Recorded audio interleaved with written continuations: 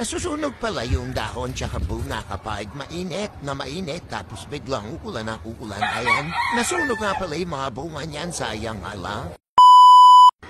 Ito nga pala yung itsura ng mulberry na nakatanim dito sa main rooftop. Kung mapapansin nyo naman yung kanyang dahon ay talagang green na green tapos yung bunga ay talagang hitik na hitik tapos marami pang mas mura at saka meron na din medyo mapula-pula kasi malapit na mahinog. Ang hinog nga pala nito ay para violet kaya kung mapapansin nyo na parami na bunga ng mulberry na ito. At pagkatapos niyan, ganito na nga yung sumunod na nangyari, yung uminit na uminit tapos biglang umulan. Ayan, natuyo yung mga dahon tapos yung bunga ay naupos. Talaga namang walang natira, halos lahat ay nabulok at natuyo. Kaya nahihinayang ako sa mga bunga kasi di ba kung napansin nyo sa unang video natin na parami ng bunga ng mulberry?